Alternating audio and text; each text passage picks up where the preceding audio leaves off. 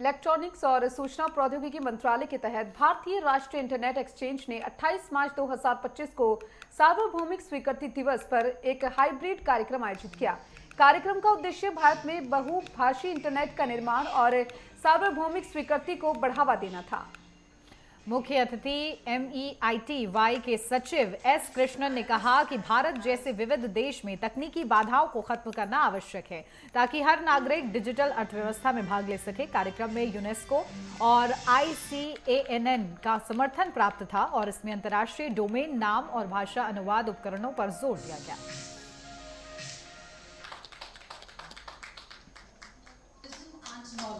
Sir, network time में आपका स्वागत है। आज जो प्रोग्राम किया गया इसके बारे में थोड़ा बताएं दर्शकों। तो यूनिवर्सल एक्सेप्टेंस यानी कि सारे सॉफ्टवेयर और सारे डिवाइसेस ये डोमेन नेम यानी कि जो हम दिख रहे हैं डोमेन नेम वेबसाइट देखने के लिए और ईमेल आईडी अपने भाषा में होना चाहिए। और आजकल क्या हो रहा है कि हमारा सॉफ्टवेयर ये एक्सेप्ट करना चाहिए, ठीक है ना। तो ये सॉफ्टवेयर एक्सेप्टेंस के लिए जो टेक्निकल जो डिस्कशन है ऑलरेडी हो चुके हैं, यानी कि प्रोटोकॉल्स ऑलरेडी हैं, पर इसका अपटेक कम हो रहा है।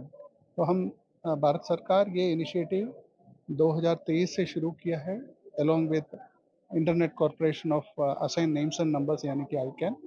और ये हम लोग अभी 2023 से शुरू करके हर साल 28 मार्च को हम ये मीटिंग करवाते हैं और ये भारत में नहीं काफ़ी देशों में ये हो रही है। तो इससे क्या है कि हमारा जो 140 करोड़ जो जनसंख्या है वो इंटरनेट में जुड़ जाएं। आज के डेट पे यानी कि 100 करोड़ लोग जुड़े हुए हैं जो थोड़ा बहुत अंग्रेजी भी जानते होंगे, पर हम चाहते हैं कि जो बुजुर्ग लोग हैं जो सिर्फ अपने भाषा में काम करना जानते हैं वो इस इनिशिएटिव के द्वारा इंटरनेट पे जुड़ जाएं। डॉट भारत यानी कि जैसे कि काफ़ी लोगों को पता होगा कि एक वेबसाइट के लिए .com देखे होंगे या .org देखे होंगे।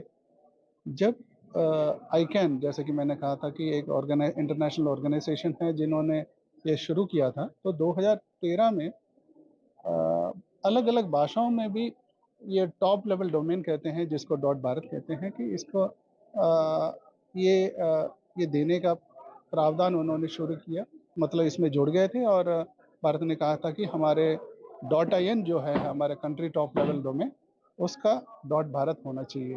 और ये डॉट भारत सिर्फ देवनागरी पे नहीं है, 22 जो भाषाएं हैं हमारे सरकार के, तो उस भाषाओं पे भी उपलब्ध हैं। तो किसी को यदि डोमेन लेना है तो ये 22 भाषाओं में भी ले सकते हैं।